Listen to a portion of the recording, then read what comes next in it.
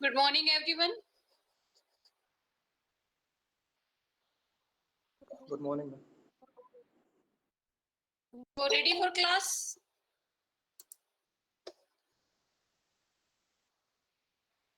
So in previous class, what we have discussed, whether it is clear to all of you or any confusion.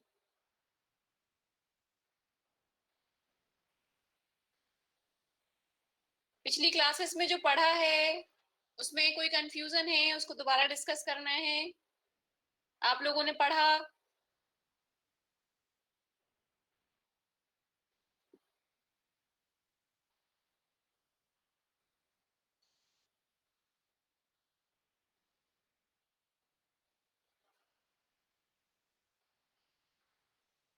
किसी का कोई response नहीं आ रहा है, क्या बात है? पढ़ा कि नहीं पढ़ा है आप लोगों ने? बुक घोष है सभी के पास ना? बुक तो है फिलहाल? Yes, ma'am. बुक तो आई थिंक सभी के पास है, तो पलट के देखा कि नहीं देखा? Hard palate, soft palate, tongue. Yes, ma'am.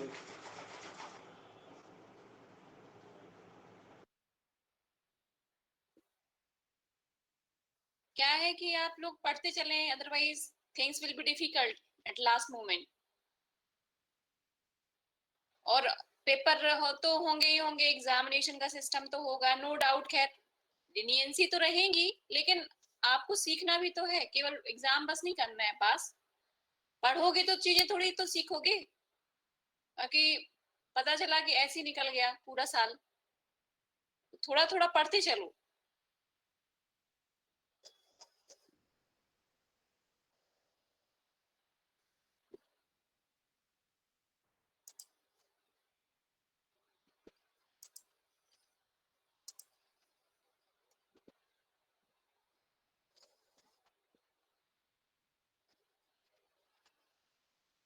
So in last class we discussed about the classification of teeth, right?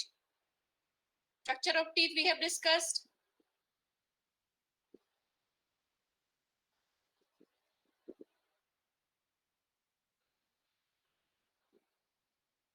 This is what? This is white layer is enamel, and then after there is dentin, right? And this is what? This is pulp canal, ठीक है ना? Slide is not same. क्या वो cursor नहीं दिख रहा है? Ma'am slide नहीं। मैम स्लाइड फर्स्ट वाली दिख रही अच्छा, चेंज नहीं हुआ है? ओके, है। यस मैम दिख रही। एक minute.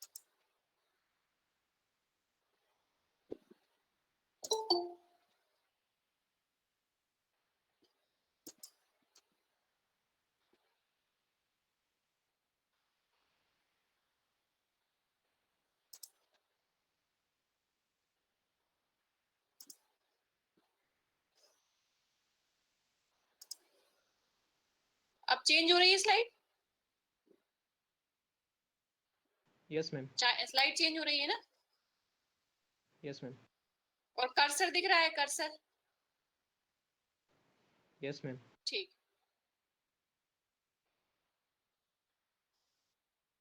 So this part you have already, I think you have knowledge about it, that enamel, dentin, and arrangement of these structure, microscopic structure of teeth, that were, I think you read about it in 12th also. So I think no need to go deeper in this chapter, and it will be discussed when we discuss in histology, right? So histology will be discussed in that part. So right now we will switch to the classification of teeth. ठीक है? Classification of teeth. So yesterday I told you that thecodont type of teeth, there is proper implantation of teeth into alveolar sockets. Means they have the maximum rigidity. This thecodont has the maximum rigidity as compared to acrodont and pleurodont. Actually, acrodont and pleurodont, these are found in lower animals, right? Like crocodile, reptiles. So here we see that acrodont type of teeth are located on top surface of jaw. So the rigidity, or we can say the implantation जो है, attachment जो है वो उतना rigid नहीं है जितना कि thecodont के केस में है. तो mammals, they have the thecodont type of teeth and they have the more rigidity. Here in acrodont, which are present in fish and amphibia. Then pleurodont, they are attached on inner side and upper side of jawbone. ठीक है, तो pleurodont is more stable as compared to acrodont. Acrodont के बाद आता है pleurodont, then after thecodont, right? So pleurodont,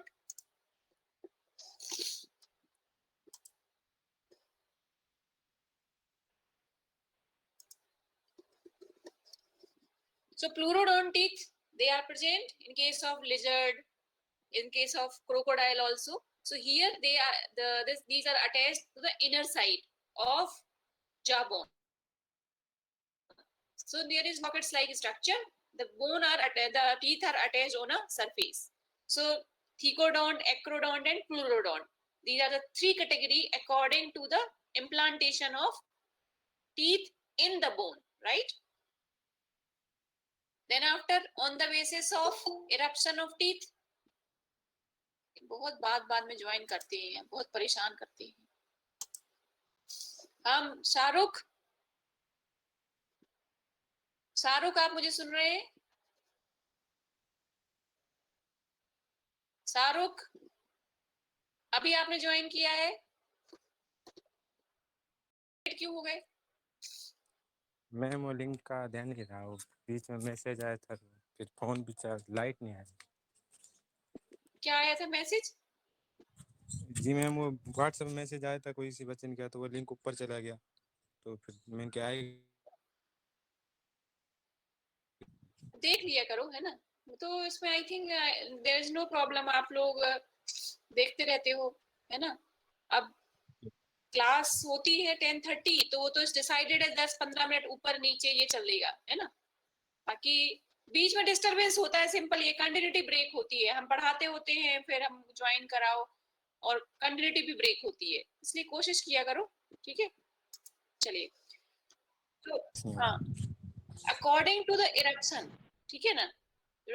means if monophyodont type of teeth, they are the teeth erupted once in a lifetime. They erupted and do not, they fall out and they remain throughout the life. These are called monophyodont. So in all animal cases, some teeth are monophyodont. For example, molar teeth are not deciduous. ठीक है ना? अगर अपन formula देखें, dental formula देखेंगे, so deciduous formula has premolar teeth.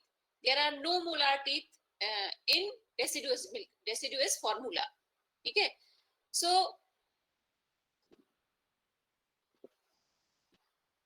molars are example of monophyodont, means they erupt once in a time and they remain throughout the life.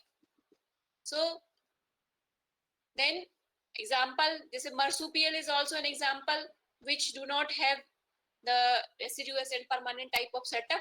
Here there one set of teeth, some teeth of marsupial, some are diphyodont also. So some teeth of marsupial, they are monophyodont. Diphyodont, everyone knows about it.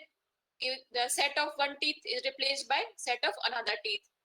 Then polyphyodont means several set of teeth are formed in succession throughout the life. So this type of setup is present in case of crocodile.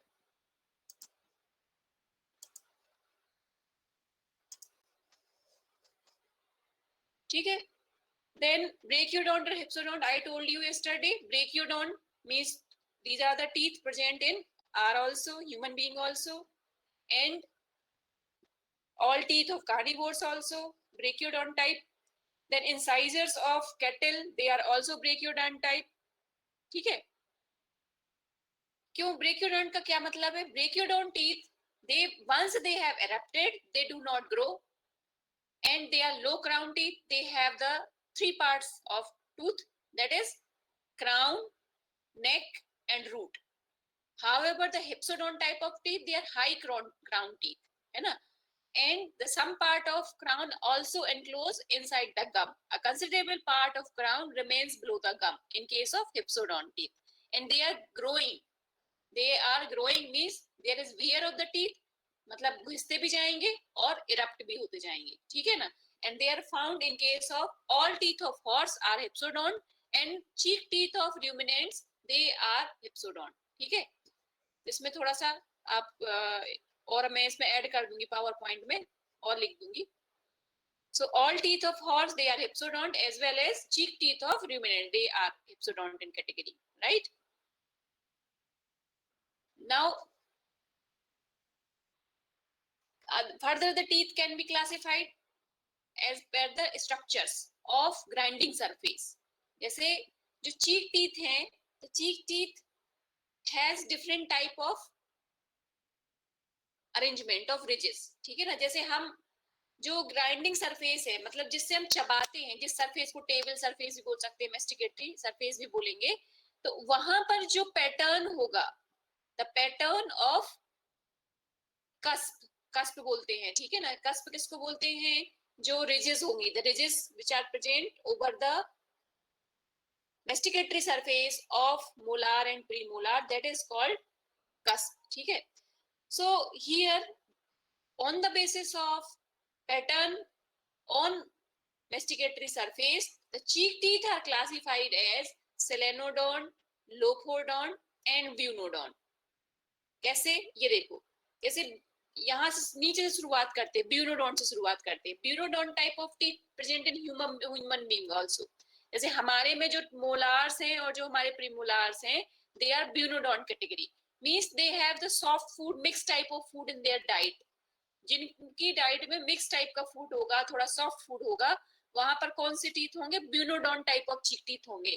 मतलब वहां पर जो cusp होंगे, cusp मतलब जैसे आप अपनी टंग से अपने मोलार्स को अगर फील करेंगे तो थोड़े बहुत गड्ढे, उभार ये सब दिखाई देगा उसमें, ठीक है ना?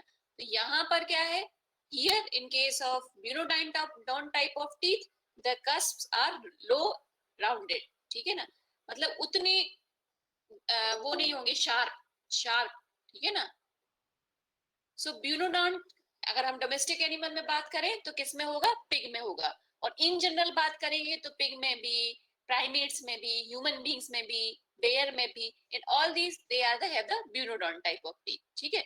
फिर इसके बाद हम आते हैं selenodont. Selenodont present in domestic animals. Domestic animals में सभी में नहीं कहेंगे, अभी कैटल में बात हो रही है हमारी, ठीक है ना? तो कैटल में अगर देखेंगे तो the food is comparatively tough, hard. So here also there is requirement, molar से चबाना है ना, so here there is need of certain ridges. मतलब मोलार्स की जो मेस्टिकेटरी सरफेस होगी उस पे क्या होंगे? रिजेस होंगे और ग्रुप्स होंगे, गड्ढे होंगे और रिजेस होंगे, ठीक है ना? So solenodont type of teeth are the type of molars and premolars commonly found in ruminants herbivores. They are characterized by low crowns and crescent shaped cusp.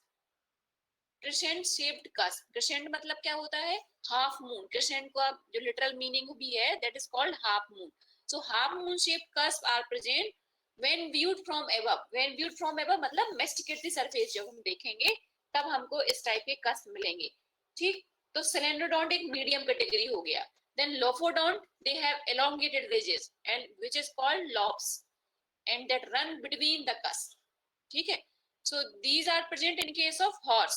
In horse the teeth are of lophodont category. यहाँ पर काफी जो है वो जो cusp और ridges हैं, they are elongated, ठीक है ना? तो ब्यूनोडॉन्ट, सेलेनोडॉन्ट एंड लोफोडॉन्ट इतना याद रखो, बहुत ज्यादा डिटेल में जाने की जरूरत नहीं है. मतलब उतना ऑल्दो पूछा नहीं जाता है, बट क्लासिफिकेशन बहुत है टीथ का, प्लस स्ट्रक्चर ऑफ टीथ भी बहुत इंपॉर्टेंट है, ठीक? तो इसलिए मैंने आपको कहा थोड़ा आपको एक्सपोजर होना चाहिए, राइट? तो ये मैंने कल आपको बताया था कि what is the difference between brachydont type of tooth and hypsodont type of tooth. ये बताया था मैंने कल, और आज फिर से समझ लीजिए जो ब्रेकियोडोंट है that is simple, which we have also, human being में भी ब्रेकियोडोंट टाइप ऑफ टीथ है, ठीक। Here the simple pattern of arrangement of dentin, cementum and enamel is there, but in case of hypsodont type of teeth the arrangement is little bit different. अब आपने देखो यहाँ पर ध्यान से देखो, ये जो ग्रे शेडेड एरिया है ग्रे कलर, ये किसको डिनोट कर रहा है? सीमेंटम को डिनोट कर रहा है। ये रूट की तरफ का, ये this is the root, this is what? Root, ठीक है, ये रूट है। और ये एरिया किसका रिप्रेजेंट हो रहा है? This is the area of crown, ठीक है ना। This is the area of crown, this is the area of root, ठीक है। अब आप यहां देखेंगे, so you see that here there is presence of cementum, ठीक है। ये cementum is outer most layer in case of teeth, उसके अंदर मिलेगा किसका लेयर? एनेमल का, मतलब सबसे बाहर जो कवरिंग है वो किसकी है? सीमेंटम की। फिर किसकी कवरिंग है? एनेमल। फिर इसके बाद आता है डेंटिन, ठीक है ना। So this is like that. और ये जो स्ट्रक्चर बीच में दिखाया है ये इनफंडिबुलम को रिप्रेजेंट करेगा, this is representing the infundibulum, ठीक है। बताती हूँ अभी इनफंडिबुलम। ये देखो, ये इसमें आप लोगों को दिख रहा है क्या? सीमेंट फिल्ड इनफंडिबुला लिखा हुआ दिख रहा है क्या? Yes ma'am. इसमें लिखा हुआ है सीमेंट फिल्ड इनफंडिबुला। एक्चुअली क्या है, इनमें एनिमल्स में ये हिप्सोडोंट टाइप ऑफ टीथ है, ये एक एडिशनल स्ट्रक्चर क्या होता है? इनफंडिबुला स्ट्रक्चर होगा। क्यों? क्योंकि वियर ऑफ टीथ बहुत ज्यादा है, ठीक है ना। So that is why to repairing, for the repairing, ठीक। एनेमल आप लोगों को पता है कि if enamel is lost it is repaired very delayed, it require very long time, even बोलते हैं enamel की जो healing है वो काफी late है, ठीक है। that is why the cementum is the outermost covering over here, ठीक है। फिर उसके बाद यहाँ पर masticatory surface अगर घिसती जाएगी घिसती जाएगी घिसती जाएगी तो ये रूट एक्सपोज हो जाएगा ना, नीचे से नर्व्स एक्सपोज हो जाएंगी, जैसे आपने ये डायग्राम देखा ये। अच्छा ये बताओ, किसी का रूट कैनाल हुआ है क्या? रूट कैनाल बोलते, रूट कैनाल हुआ है? रूट कैनाल आरसीटी बोलते ना, आरसीटी, रूट कैनाल थेरेपी सुना होगा, है ना। तो क्या होता है उसमें? बोलते ना दांत में कीड़े लग गए, दांत में कैविटी हो गई, दांत में गड्ढा हो गया, ठीक है। तो हमारे केस में क्या है? हमारे केस में तो आउटर मोस्ट कवरिंग क्या है? एनेमल है, ठीक है ना। और हमारे में फंडा ये है कि हमारे दांत घिसते नहीं है और ना ही बढ़ते हैं।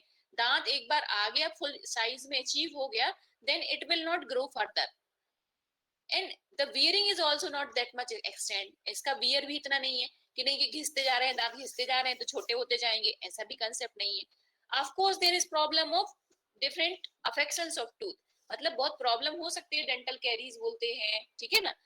फिर यहाँ पर बोलते हैं इसमें कैविटीज हो जाएगा, ठीक है। तो अगर कैविटी हो गया है इसका मतलब क्या है कि ये एनेमल लॉस्ट हो गया, डेंटिन के अंदर यहाँ पर इसमें डेंटिन में भी गड्ढा हो गया है और धीरे धीरे धीरे डेंटिन से ये कहाँ आ गया है? ये पल्प कैविटी में। और यहाँ पर क्या नर्व एंडिंग्स है। सो आप जिनको ने भी आरसीटी कराया होगा या जिनको कैविटी का प्रॉब्लम रहा होगा या देखा होगा, तो they have that there is deep pain sensation whenever anything filled over this cavity, ठीक है ना। तो जब ये कैविटी के अंदर कुछ भी भरेगा या आप खाएंगे तो बहुत तेज दर्द होगा, because now the nerves are exposed ना, ये नर्व्स यहाँ तक आ रही है और जब ये नर्व्स एक्सपोज होगा तो यहाँ पर पेन होगा। और डॉक्टर क्या करता है? डॉक्टर क्या करता है कि वो यहाँ की नर्व को डिसेंसिटाइज करता है, मतलब क्रश कर देगा यहाँ पर नर्व को, और फिर उसके बाद क्या कर देगा? ये जो गड्ढा आपका बना था ना, इसके ऊपर क्या कर देगा? फिलिंग कर देगा, ठीक है ना। इसके ऊपर क्या करेगा? फिलिंग करेगा। और आप लोगों ने ध्यान दिया होगा ये फिलिंग पूरी यहाँ तक होती है, फिलिंग इनके अंदर पल्प के अंदर पूरी फिलिंग जाती है यहाँ के अंदर।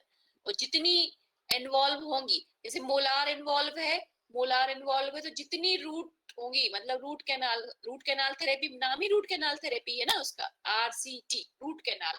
मतलब हो क्या रहा है? इनको भरना है, इन चैम्बर्स को। पहले इसको वो आप लोगों ने देखा होगा, ठीक है ना, कि साफ करते हैं जेट से, क्लीन करेंगे, क्लीन करने के बाद फिर यहाँ पर ये इसको वो इसको ये जो यहाँ पर नर्व है ना, इसका ही डिसेंसिटाइजेशन हो जाएगा। और यहाँ ये पूरी इधर जो कैविटी है ना, इसको क्या कर देंगे, यहाँ पर इसको फिल कर देंगे, ठीक है ना, तो मटेरियल से।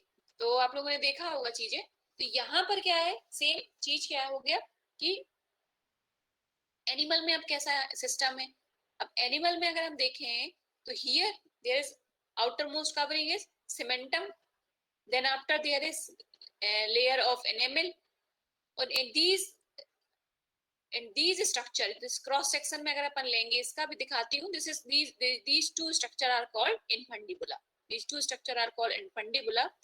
जैसे ये डायग्राम आप देख रहे हो, तो ये डायग्राम क्या है, साइड व्यू बोल सकते हैं हम। साइड व्यू किसका है, इंसाइजर का है। देखो section of an equine incisor, ये एक इंसाइजर है, इसीलिए ये आधा दिखेगा मोलार का, ये हमको दिख रहा है हाफ पार्ट। इसमें क्या है, दो रूट है, इसमें क्या होगा, एक रूट होगा, single root. Incisors they have single root, ठीक है ना, here there is presence of single root, ठीक। और ये जो स्ट्रक्चर है, दिस इज इनफंडिबुला। चलो आगे बताती हूँ, उसमें इनफंडिबुला भी लिखा हुआ है, बताएंगे इनफंडिबुला के बारे में, क्या है इनफंडिबुला, ठीक है। तो मतलब अपना को इतना तो समझ में आ गया है कि हाँ, ये जो टीथ का जो स्ट्रक्चर है एनिमल्स में, जो हिप्सोडॉन टाइप ऑफ टीथ है, they are not like brachydont, they have the different setup structure, ठीक है। अच्छा, डेसिडुअस और परमानेंट सभी को पता है, डेसिडुअस क्या होते हैं, परमानेंट क्या होते हैं। Then molariform, it is a one term, molariform means, molariform molar बोलते हैं ना, मोलार को क्यों मोलार बोलते हैं, बिकॉज ऑफ फ्लैटनिंग। जैसे इंसाइजर और canine, the masticatory surface of these incisors and canines is not flat, ठीक है। However, the cheek teeth, they have the flat surface, so that is why they are called molariform, ठीक है। फिर according to their placement, teeth are classified into incisor, canine, premolar and molar। अच्छा, अब incisor को भी categorise किया गया है, middle incisor, then first lateral, then second lateral, ऐसे बोलते हैं, ठीक है ना। Middle incisor, first lateral, second lateral, या middle incisor, then lateral and corner incisor, ठीक है। इस टाइप से टर्मिनोलॉजी बोली जाती है, ठीक है। And canines, they are next to the incisor.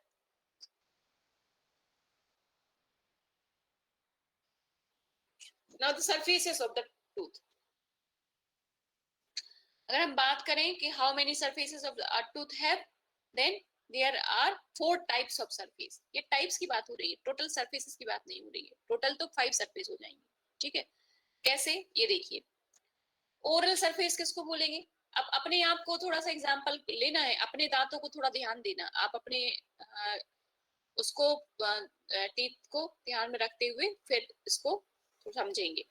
Oral surface, अब आपका टीथ है, सपोज इंसाइजर ही है, ठीक है, तो the tooth, the surface which is facing towards oral cavity, that is the oral surface, ठीक। then aboral surface को हम लेबियल भी बोल सकते हैं और बकल भी बोल सकते हैं। लेबियल किसके सेंस में बोलेंगे, इंसाइजर्स और कैनाइन के लिए लेबियल बोलेंगे, और बकल किसके लिए बोल सकते हैं, चीक टीथ के लिए बोल सकते हैं, ठीक है। और एबोरल टर्म सबके लिए अप्लाई होगा, ठीक।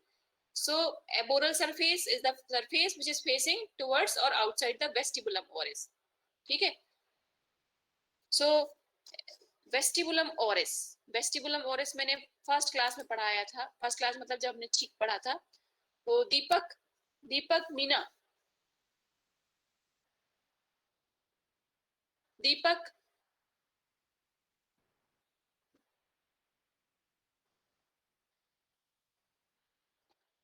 मेरी आवाज आ रही है?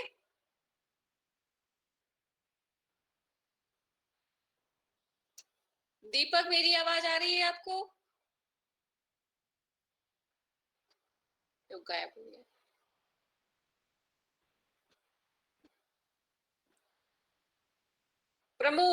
प्रमोद कुमार अहिरवार, प्रमोद,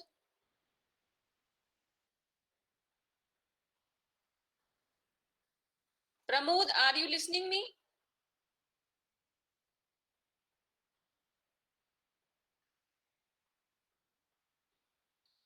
या तो आप लोग मोबाइल चालू करके छोड़ के इधर उधर हो जा रहे हो, कुछ तो प्रॉब्लम है, क्यों रिस्पॉन्ड नहीं करते जब मैं पूछ रही हूँ? आरती, आरती आपको आवाज आ रही है मेरी? Yes ma'am. हाँ देखो लड़कियां इतनी अच्छी हैं, सिंसियरली पढ़ती हैं लड़कियां। अच्छा आरती ये बताओ वेस्टिबुलम ओरिस किसको बोलेंगे? वेस्टिबुलम ओरिस मैम ये एक्सटर्नल पार्ट होता है बिटवीन चीक एंड टीथ के बीच। हाँ, means it is the part of oral cavity which is between the cheek and teeth. and teeth. Yes, right. Vestibulum oris. ठीक है ना? और माउथ कैविटी प्रॉपर को कुछ क्या बोलते हैं?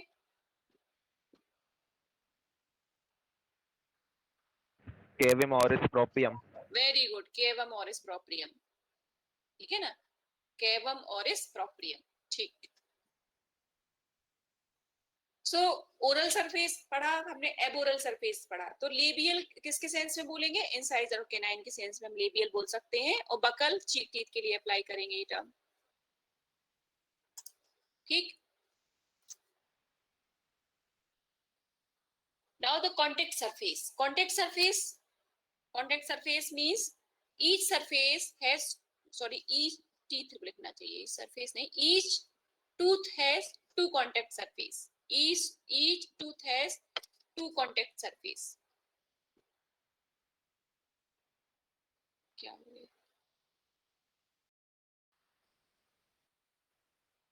Each tooth has two contact surface. ठीक है ना? So यहाँ पर जैसे आप अपने ही इमेजिन करें टूथ को, तो आप देखें ना कि रोज में प्रेजेंट है, टूथ आर मतलब the teeth are arrange in rows. ठीक है? So one teeth is in contact of adjacent to teeth. समझ में आ रही मेरी बात? तो सरफेस भी बोल सकते, उसको बॉर्डर भी बोल सकते। कैनाइन के केस में तो वो बॉर्डर जैसा हो जाएगा, कैनाइन टीथ के केस में, और इंसाइजर के केस में। मोलार के केस में वो सरफेस के जैसे होगा। क्यों? क्योंकि जो इंसाइजर्स और कैनाइन्स हैं, they are not having a broad surface. ठीक है ना? दो ही सरफेसेस ब्रॉड होती हैं, एक तो सरफेस बकल हो जाएगा और एक सरफेस ओरल सरफेस हो जाएगा, विच आर ब्रॉड। ठीक है ना? Flat. So contact surface I think समझ में आ गया होगा सभी को, जो एडजेसेंट टूथ के कॉन्टेक्ट में होगा, दैट इज कॉन्टेक्ट सरफेस। ठीक है? नाउ मेस्टिकेटरी सरफेस, अब इसके कई सारे नाम हैं। ग्राइंडिंग सरफेस, मेस्टिकेटरी सरफेस, इसी को ही ऑक्लूजल सरफेस बोलते हैं। ऑक्लूजल, ऑक्लूड करना मतलब क्यों? क्योंकि ये आपस में मिलते हैं ना एक दूसरे से। The teeth of lower jaw and upper jaw, they are coming in contact with each other, they occlude each other. That's why this surface is also called occlusal surface. This is also called table surface. So grinding है, masticatory है, occlusal है, table है। ठीक है ना? Then so this is 4 types of surface. Types की बात की जाएगी तो 4 टाइप्स है, और टोटल सरफेसेस की बात करेंगे तो 5 surfaces. There are 5 surfaces of each tooth. अच्छा, अब ये बड़े ध्यान से थोड़ा अपन सुनेंगे। In case of cattle, dental formula बताया था मैंने 003313। ये किसके केस में है? मिल्क टीथ के केस में है ये। अच्छा, यहाँ आप कहोगे कि कैनाइन में क्यों 1 लिखा हुआ है, इंसाइजर्स में 3 क्यों लिखा हुआ है? तो एक्चुअली क्या है कि ये position wise it is present in place of canine. So if we written like this, then it is also right, true है ये। ठीक है ना? सही है ये। अगर इस फॉर्म में भी लिखते हैं तो कोई दिक्कत नहीं है, गलत नहीं है। ठीक, डेंटल फॉर्मूला ये हो गया। अच्छा, डेसिडुअस टीथ के बाद परमानेंट टीथ का जो इरप्शन है, that can be used for determination of age of animal. ठीक है ना? इसको बोलते हैं aging by dentition, means determination of age of animal by eruption of teeth. ठीक है? तो कैसे हम पता लगाएंगे? एक्चुअली इंसाइजर्स के इरप्शन का पैटर्न जो होगा वो एक बताएगा, दैट इज डेफिनेट, मतलब वो काफी हद तक एक प्रिसाइज है। प्रिसाइज मतलब 2 महीने 4 महीने का अंतर चलेगा, लेकिन एक प्रिसाइज है eruption of incisor. So by that we can differentiate. अच्छा, अब एनिमल आपके पास है, how you will differentiate that this one is permanent and this one is deciduous? कैसे पता लगाओगे कि ये परमानेंट टूथ है और ये डेसिडुअस टूथ है?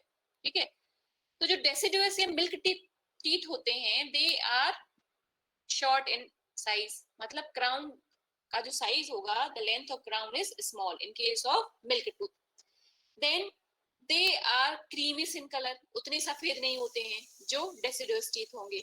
ठीक है, और क्राउन तो मैंने अभी बताया वो इट इज स्मॉल, और वो क्या है, बहुत स्मूथ, मतलब स्मूथ नहीं होंगे, they are like rough also, मतलब उनके जो एज होगी, the edge is regular in case of milk teeth. Now the permanent teeth they have the long crown, they are whiter than the milk teeth and they have a uniform edge. ठीक है, so by this we can differentiate the milk teeth and permanent teeth.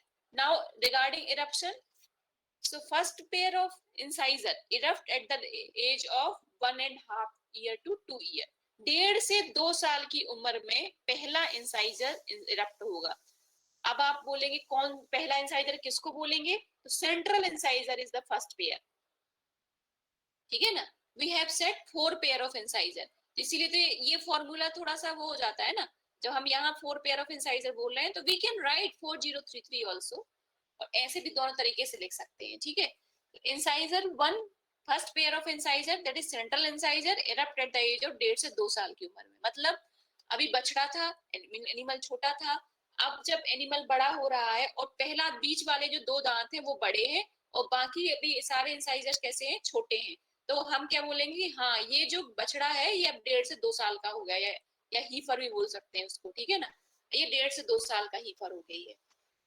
अब इसके बाद the second pair of incisor, second pair मतलब central incisor के just बाजू वाला, first lateral भी बोल सकते हैं उसको. ठीक है, क्योंकि मैंने बताया था ना, central incisor, first lateral, second lateral and then corner, ऐसे बोलते हैं. ठीक, तो जो फर्स्ट लेटरल है incisor, that will erupt at the age of 2 to 2.5. ठीक है, 2 से 2.5 साल की उम्र में जो है दूसरा इरप्ट होगा.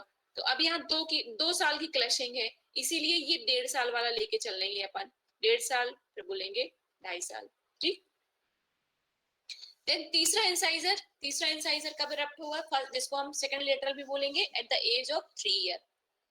And at the age of 4 year, 4 साल की उम्र में चारों के चारों इंसाइजर्स इरप्ट हो जाएंगे.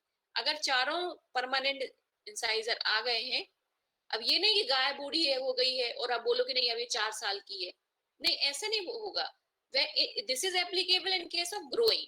ठीक है, अब मतलब बोले कि चारों इंसाइजर है, इसके बाद signs of wear and tear शुरू हो जाते हैं, घिसना शुरू हो जाता है. ठीक है ना, और उसके बेसिस में भी फिर आपको प्रेडिक्शन लगाना पड़ेगा. कैसे?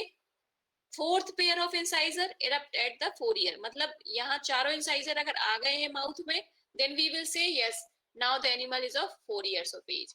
अब चारों इंसाइजर तो हैं और पहला पेयर जो इंसाइजर का है वो घिसा हुआ है, उसकी जो टेबल सरफेस है वो घिसना शुरू हो गई. ये सबसे पहले आया था ना सेंट्रल इंसाइजर, इसलिए सबसे पहले घिसना भी यही शुरू होगा. तो अब अगर जब ये घिसना शुरू हो गया है तो हम बोलेंगे अब एनिमल 5, देन 6, देन 7, देन 8, 5, 6, 7, 8. ठीक है ना, ये घिसना शुरू हुआ है तो 5 ईयर का बोला. दोनों इसमें भी घिसा हुआ दिख रहा है, ये भी घिसा हुआ दिख रहा है, तो हम बोलेंगे हाँ एनिमल 6 इयर्स का हो गया है. फिर अगर इंसाइजर थर्ड भी घिसा हुआ है, फोर्थ अभी ठीक है, तो हम बोलेंगे 7 ईयर. और अगर फोर्थ इंसाइजर भी घिसा हुआ है, then we will say that animal approximate age will be of 8 year. ठीक है, इतना समझ में आया कि नहीं, पहले ये बताइए. आ गया मैम. आ रहा है समझ यस में? मैम, हाँ आ गया. एजिंग बाय डेंटिशन है ना, ये बहुत इंपॉर्टेंट है. प्रैक्टिकल में, फील्ड में, हर जगह एप्लीकेबल भी है. एलपीएम में भी पढ़ोगे आप इसको, एलपीएम में भी ये बताया जाएगा. ठीक है, अब प्रीमोलार तो तीनों जो है वो कब 1.5 से 2.5 साल के बीच में सारे प्रीमोलार गिर के और नए प्रीमोलार आ जाएंगे. ठीक, और देखो फर्स्ट परमानेंट टूथ कब इरप्ट हो गया, at the age of 6 month. पहला जो मोलार है वो 6 मंथ में आ जा रहा है. ठीक है, तो अगर कोई पूछता है what is the age where the first permanent tooth erupt, then it is the 6 month of age, because first molar तभी erupt हो गया ना, erupt हो रहा है ना, ठीक है. So then second molar is 1 to 1.5 year, and third is 2 to 2.5 year, right? So this is eruption pattern of teeth in case of ये sheep, goat और cattle तीनों में applicable है, ठीक है. अब इसके बाद हम चलते हैं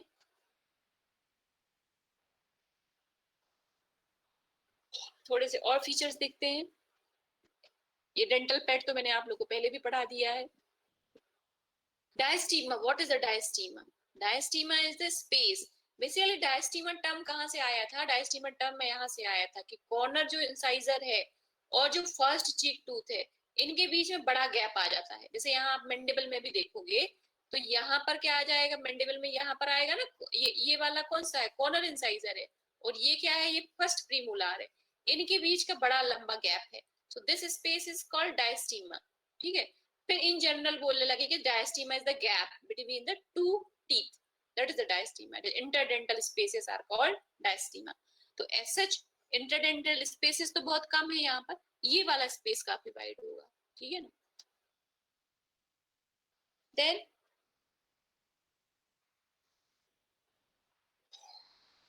इसके बाद रूट वगैरह तो छोड़ते हैं, सब में अलग अलग है, प्रीमोलार्स और मोलार्स.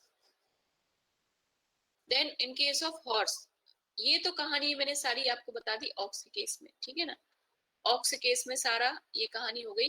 अब हम चलते हैं हॉर्स में. तो जितना इम्पोर्टेंट ऑक्स में डेंटल डेंटिशन और ये सब इम्पोर्टेंट है, उतना ही हॉर्स में है. हॉर्स में भी टीथ का बड़ा रोल है, क्योंकि एजिंग के लिए इसको यूज करते हैं. It is used for age determination, right. तो एक्चुअली क्या है, लेकिन हमारे कोर्स में ना हॉर्स जरा मतलब उतना एम्फेसाइज नहीं किया है कोर्स में. तो हमने हॉर्स पढ़ते कम है. अदरवाइज हॉर्स अपने आप में इतना बड़ा एक है कि जैसे जितना ऑक्स में पढ़ने को है उतना ही हॉर्स में पढ़ने को है.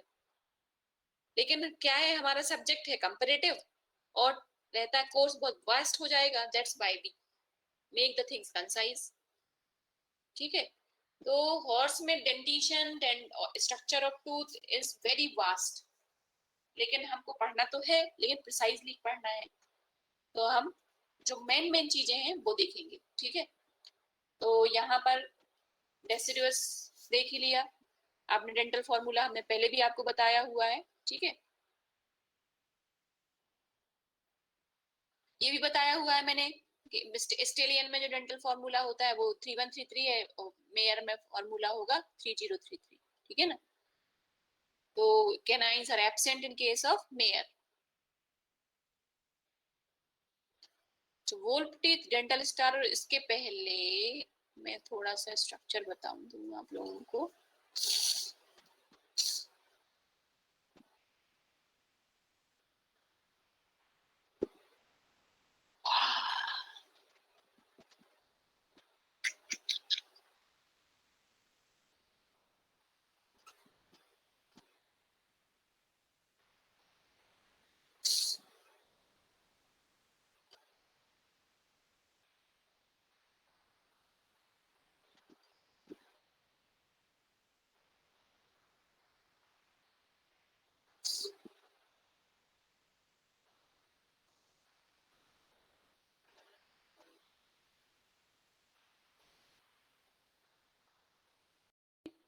हॉर्स केस में, ठीक है. हॉर्स का डेंटल फॉर्मूला सबको पता है. हिप्सोडोन टाइप ऑफ टीथ होते हैं, ठीक है. अब यहाँ पर इसमें कई सारे स्ट्रक्चर्स, स्पेशल स्ट्रक्चर हैं हॉर्स में.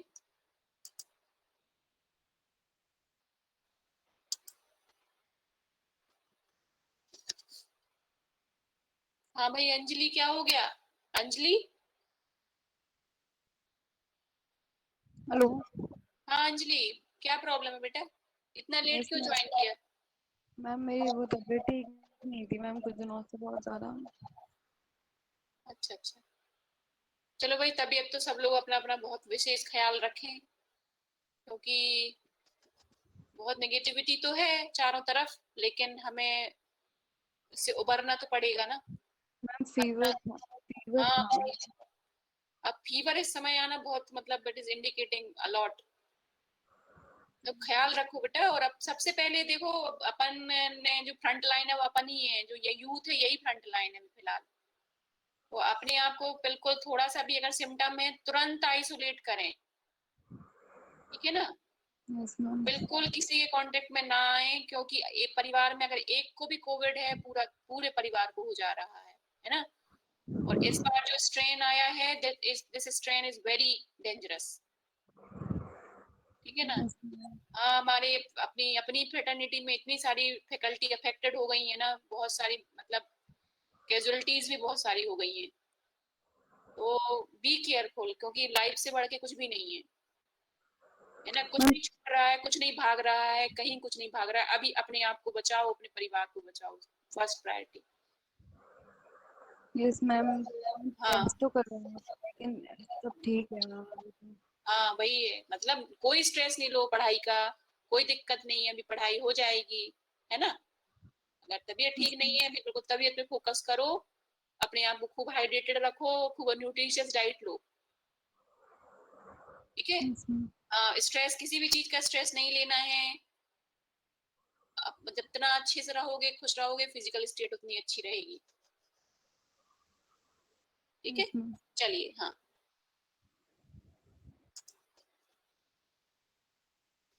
तो in case of horse there are certain special features in the teeth, ठीक है।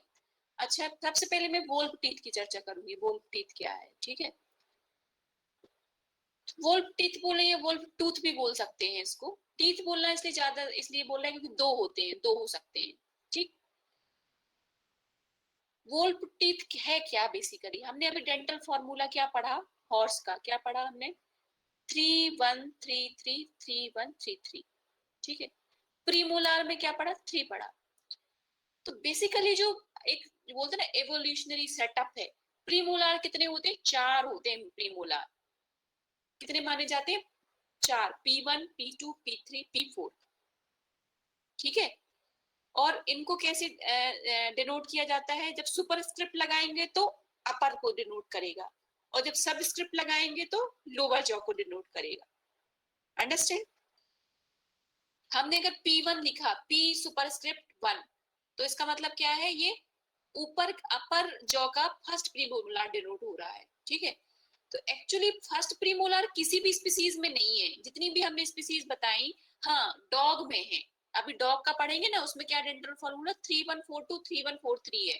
डॉग में कितने प्रीमोलार है, 4 है। मतलब P1 P2 P3 P4 चारों प्रीमोलार डॉग में है। लेकिन अभी हमने किस में देखा, ऑक्स में देखा, वहां भी 3 प्रीमोलार थे, और हॉर्स में भी 3 प्रीमोलार थे। ये कौन से है, ये P2 P3 P4 है, P1 नहीं है इनमें।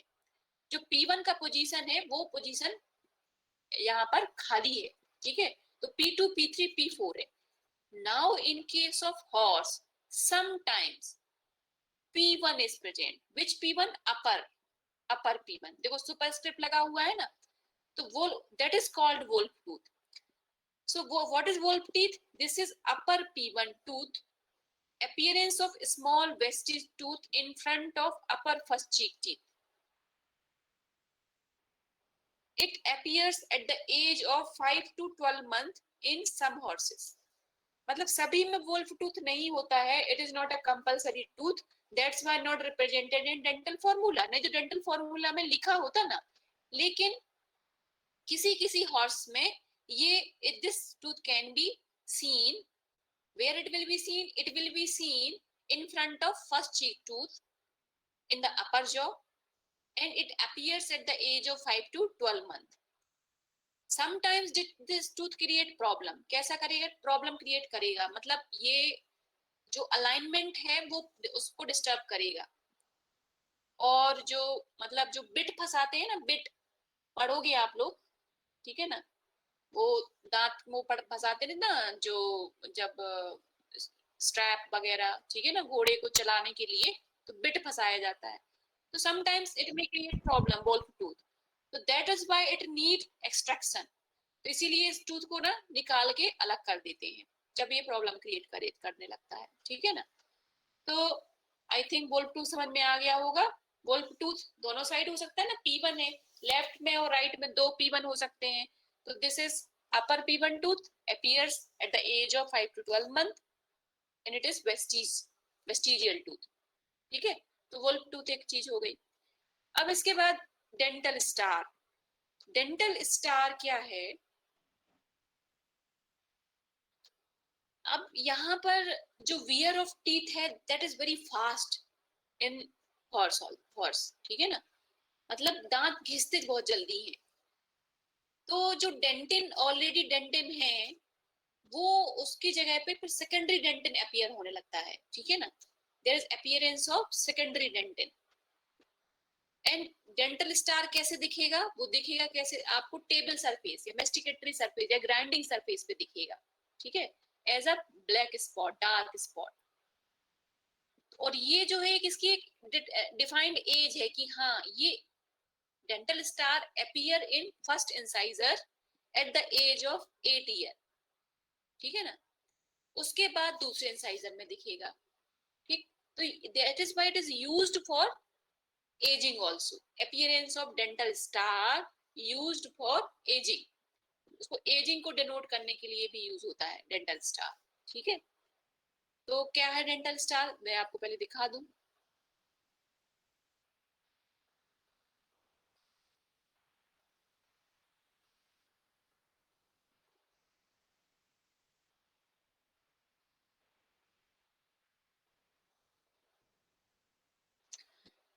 डेंटल स्टार का हम पहले थोड़ा सा इनफंडिबुलम को जान लेते हैं, फिर डेंटल स्टार को पढ़ते हैं, ठीक है. इनफंडिबुलम क्या है? Centre of infundibulum of tooth and it disappear at the age of 8 year, ठीक है ना. और डेंटल स्टार के लिए लिखा है appear at the age of 8 years. Dental star 8 साल में अपीयर होगा और ये जो है ये डिसअपीयर होगा, ठीक है. तो को डायग्राम था,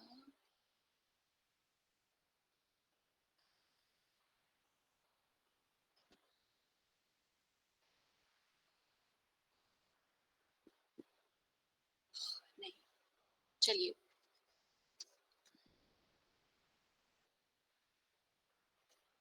Dental star actually it appears anterior or rostral to the infundibulum. Infundibulum क्या है? Infundibulum it is a cup-like structure. It is a cup-like structure present on table surface of teeth. ठीक है, ये जैसे लिखा है ना cup. तो ये क्या है? ये सारे क्या है? ये infundibulum है. This is what infundibulum. Infundibulum का अगर अपन क्रॉस सेक्शन देखेंगे तो हमें कैसा दिखेगा? यहाँ ये डायग्राम दिख रहा है आप लोगों को? ये डायग्राम समझ में आ रहा है? ये डायग्राम सबसे पहले भी मैंने बताया था. सबसे पहले जब फर्स्ट हमने हिप्सोडोंट और ब्रेकियोडोंट को डिस्क्राइब किया था, तो there also means infundibulum it अंदर सबसे इसके अंदर क्या फिलिंग होगी? इसके अंदर फिलिंग होती है सीमेंटम की. फिर ऊपर लाइनिंग किसकी होती है? एनेमल की, ठीक है. जैसे ये देखो, ये हमने पढ़ा था ना, ये इनफंडिबुलम ही था जो सब ये देखा था. ये दिस इज इनफंडिबुलम एक्चुअली. ये अंदर तक जाएगा, वो दिखेगा ऊपर से, बाहर से हमको ऐसे दिखेगा. ये जो दिख रहा है ना ऊपर, ये चीज हमें कहाँ दिख रही है? टेबल सरफेस पे दिख रहा है या ग्राइंडिंग सरफेस पे ऊपर दिख रहा है. अगर ये इंसाइजर होगा तो एक इनफंडिबुलम दिखेगा और यही मोलार होगे तो 2 इनफंडिबुलम दिखेंगे. बात समझ में आ रही? ये इनफंडिबुलम क्या है?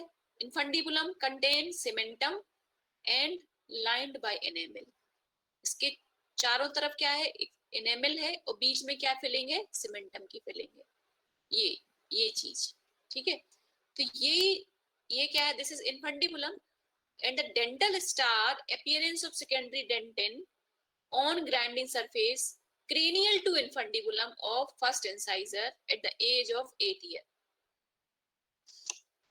Dental star क्या है? It is the appearance of secondary dentin. कहाँ appear होगा?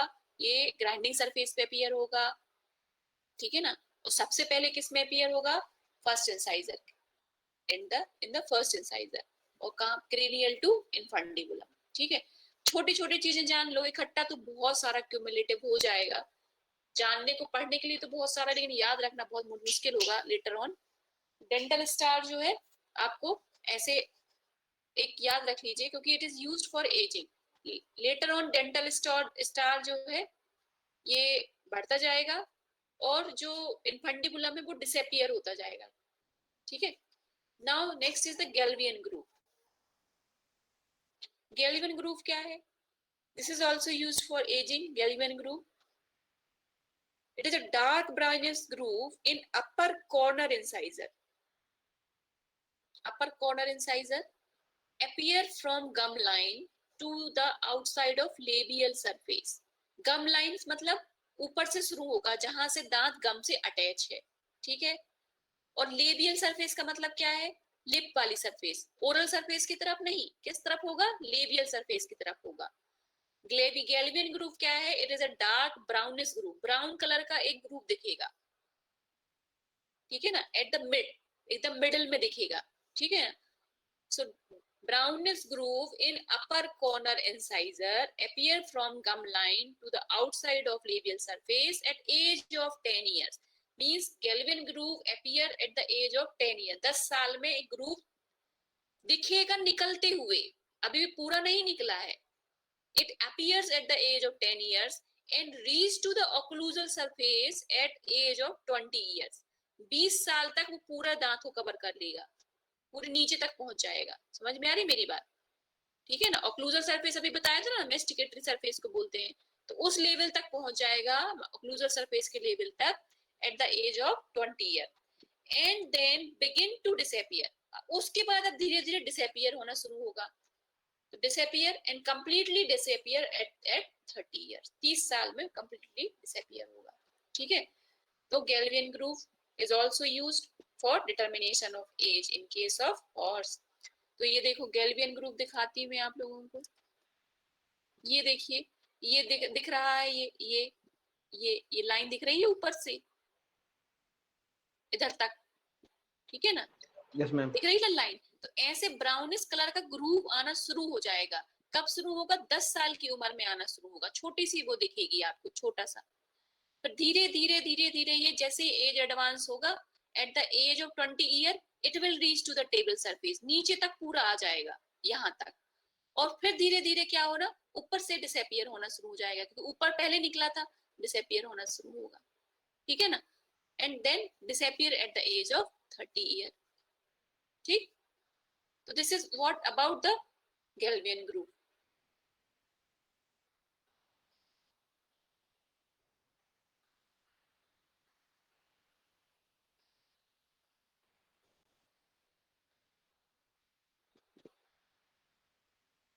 तो ये तो टर्मिनोलॉजी हुआ किसके केस में? हॉर्स के केस में कुछ टर्मिनोलॉजी हुई जो मैंने अभी आपको बताया, ठीक है, डिफरेंट टर्मिनोलॉजी।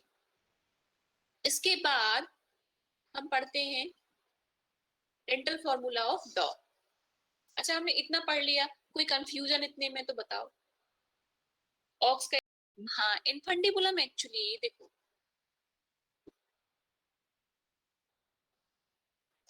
देखो अगर हम इसको टेबल सरफेस से देखेंगे, है ना, ये हम कहाँ से देख रहे हैं? ऊपर से देख रहे हैं, मेस्टिकेटरी सरफेस या टेबल सरफेस पे देखेंगे तो एक कप लाइक स्ट्रक्चर दिखेगा, ठीक है ना। कैसा दिखेगा? कप लाइक स्ट्रक्चर दिखेगा, डार्क दिखेगा, ठीक है। तो और इसमें क्या है, अगर हम इसको मटेरियल वाइज फोकस करें, जैसे ये दिख रहा है ना कप, ये दिख रहा है, ये दिख रहा है ये, अब इसको मटेरियल वाइज फोकस करें। मटेरियल वाइज मतलब कि है क्या ये, बेसिकली ये जो इनफंडिबुलम है वो क्या है, ठीक।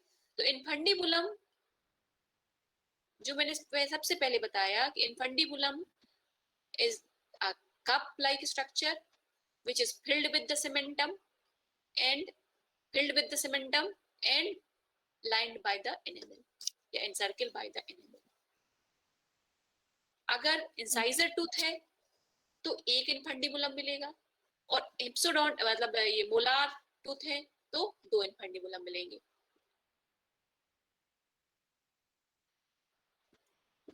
ठीक है।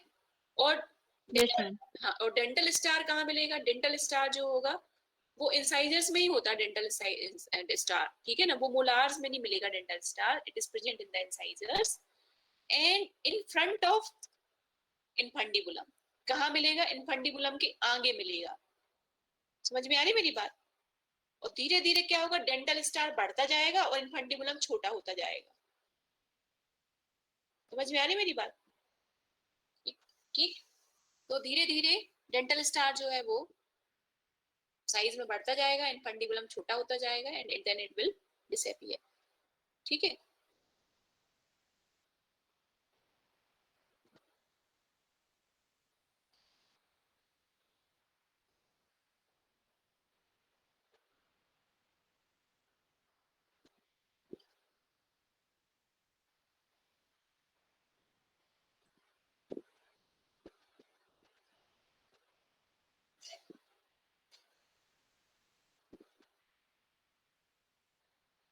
थोड़ा सा क्या है, इनको एनालिसिस करना, मैं आप लोगों को पीपीटी दे दूंगी तो आप लोग इसमें एनालिसिस करिएगा, है ना, इसमें चीजों को, तो थोड़ा समझ में आएगा। देखो आप इस डायग्राम में देख रहे हो, मेरा कर्सर दिख रहा है सभी को? Yes ma'am. दिख रहा है ना, है ना? Infundibulum is not reaching to the entire length of the crown, पूरे नीचे तक नहीं है इन्फंडिबुलम। आप इस डायग्राम में देखो, इन्फंडिबुलम यहाँ तक है और जो ये क्राउन है वो इतना लंबा है, और ये क्या है, ये पल्प है। This is what, pulp. ठीक है, ये क्या है, ये पल्प है। तो बहुत डिस्क्रिप्शन दिया हुआ है। अब ये इसका ओरिजिनल व्यू है, लाइव व्यू है, एक दांत को ऐसे कट किया गया है, ये पूरा, ये तो डायग्राम है और ये कट किया, ये पल्प कैविटी को रिप्रेजेंट कर रहा है। और ये जो स्ट्रक्चर, इतना स्ट्रक्चर दिख रहा है, इतना काला, ये स्ट्रक्चर किसको दिखा रहा है, इन्फंडिबुलम दिखा रहा है। ठीक है ना, ये दिखा रहा है ना, ये सेक्शन 1, 2 और 3 डायग्राम दिखाए हुए हैं, अलग अलग लेवल पे 3 डायग्राम का सेक्शन दिखाया गया कि अगर इस लेवल पे कट करेंगे तो हमें ये दिखेगा, इस लेवल पे कट करेंगे तो ये दिखेगा, और इस लेवल पे कट करेंगे तो हमें देखो इन्फंडिबुलम नहीं मिलेगा, only we will have the pulp cavity. इस लेवल पे देखा तो देखो बहुत छोटा सा लिटिल मार्जिन दिख रहा है किसका, इन्फंडिबुलम का। इस लेवल पे कट किया है तो this is infundibulum, this is what, infundibulum. जो ये डार्क कलर है ये सीमेंटम है, उसके चारों तरफ एनेमल है। आया कुछ समझ में? बच्चों बताओ, कुछ समझ में आया?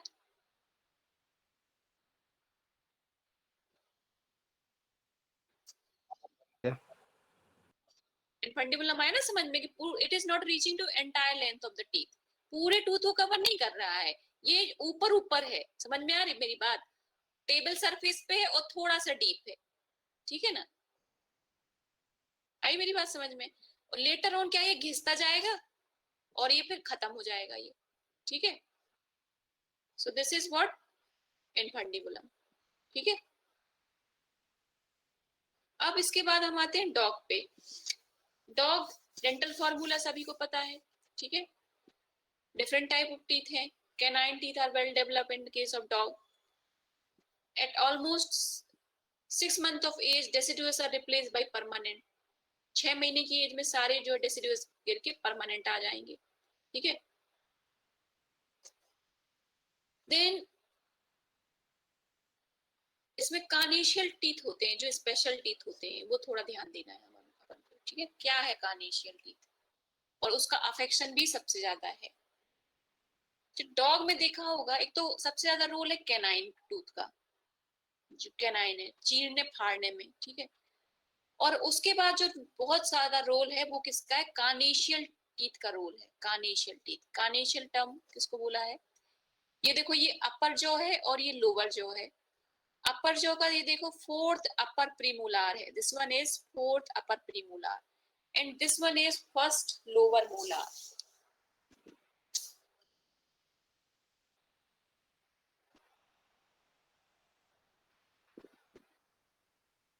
ये मोलार, ये लास्ट प्रीमोलार है ना, 4th प्रीमोलार, ये पीछे की तरफ है, ये आगे है, ये दिखा हुआ है ना एंटीरियर, और ये इधर इस तरफ पीछे है। ये एनिमल का जबड़ा दिख रहा है, इस जबड़े में हम आगे इस तरफ है और पीछे इस तरफ है। ये जो है ये 3rd प्रीमोलार, ये 4th प्रीमोलार, ये 1st मोलार। ठीक है, और यहाँ अगर अपन देखेंगे तो ये लास्ट प्रीमोलार है इसका, 4th प्रीमोलार। डेंटल फॉर्मूला क्या है, 3142 एंड 3143। तो ऊपर के जबड़े में तो 2 ही मोलार है, तो ये 1st मोलार और ये 2nd मोलार, और नीचे के जबड़े में 4 प्रीमोलार है और 3 मोलार है। तो ये वाला कौन सा मोलार है? पहला, फर्स्ट लोअर मोलार है, right? So in case of dog, upper fourth cheek tooth and lower fifth cheek tooth. सही है गलत है? अपर फोर्थ, लोअर फिफ्थ। मैंने बोला अपर फोर्थ चीक टूथ और लोअर फिफ्थ चीक टूथ। मींस लोअर फिफ्थ चीक टूथ किसको बोलते हैं? फर्स्ट लोअर मोलार को बोलेंगे ना, तब तो ये फिफ्थ हुआ। बताओ बच्चों, समझ में आ रहा है कि नहीं? नहीं आ रहा है। नहीं आ रहा है, ठीक। देखो, हम किसकी चर्चा कर रहे हैं? डॉग की चर्चा कर रहे हैं। हम कार्निशियल टूथ बताने जा रहे हैं। इन केस ऑफ डॉग, जो ऊपर वाला चौथा अपर प्रीमोलार है, इसको हम फोर्थ चीक टूथ बोल सकते हैं कि नहीं बोल सकते? अच्छा ये बताओ पहले, फोर्थ अपर प्रीमोलार को फोर्थ चीक टूथ बोल सकते हैं? Yes ma'am. बोल सकते हैं ना? Yes ma'am. है ना? और फर्स्ट लोअर मोलार को हम फिफ्थ चीक टूथ बोल सकते हैं? Yes ma'am. Yes ma'am. बोल सकते हैं ना? ये तो ऑल्टरनेटिव नेम हो गया ना। मैं या तो फोर्थ अपर प्रीमोलार बोलूं, फर्स्ट लोअर मोलार बोलूं, या मैं बोलूं fourth upper cheek tooth and fifth lower cheek tooth. बात बराबर है, बात एक जैसी है, ठीक है ना? These teeth are very sharp. They are larger in size. They are very sharp, and they are also called sectorial tooth and used for shearing. Used for shearing in case of dog, and they are called carnassial teeth. क्या बोलते हैं इनको? carnassial teeth बोलते हैं। अब ये देखो, the upper fourth premolar and lower first molar are the largest tooth of the mouth and called carnassial teeth या sectorial, इनको sectorial teeth भी बोलते हैं या carnassial teeth बोलते हैं। ये सबसे बड़े टूथ हैं जो कि शेयरिंग में हेल्प करेंगे। बात समझ में आई मेरी? जितने भी चीक टीथ हैं उनमें सबसे बड़े ये दो दांत हैं। आप बोलोगे कि भाई अलाइनमेंट देखो, इसका अलाइनमेंट इसके साथ जा रहा है, तो यही तो है। जॉ जो है वो एकदम एक दूसरे के ऊपर, सारे दांत रेस्ट नहीं कर रहे हैं। the teeth are not resting to one another. Here the यहाँ का जो ये है, मतलब फर्स्ट मोलार है, वो इसके लास्ट प्रीमोलार के अपोजिशन में आएगा, ठीक है ना? और यहाँ से फिर शेयरिंग होगी। ये देख रहे हो ना?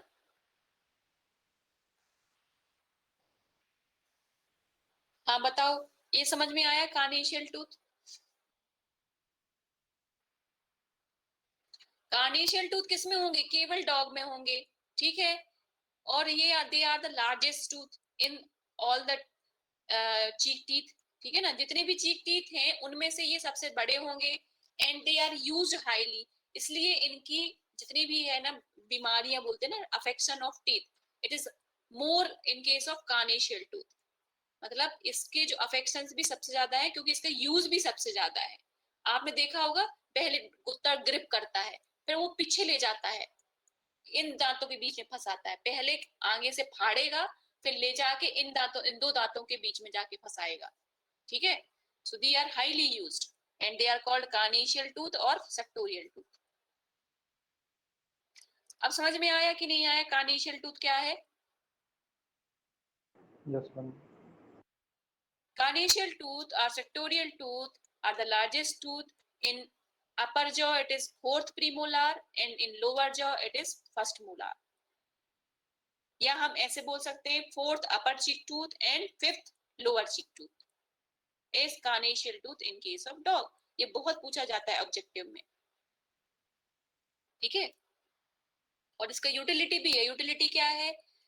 कभी भी जैसे क्या होता है, डॉग जैसे थोड़ा सा ओल्ड होगा, है ना, थोड़ा सा एज ज्यादा होगी, तो टीथ के अफेक्शंस भी बढ़ते जाते हैं।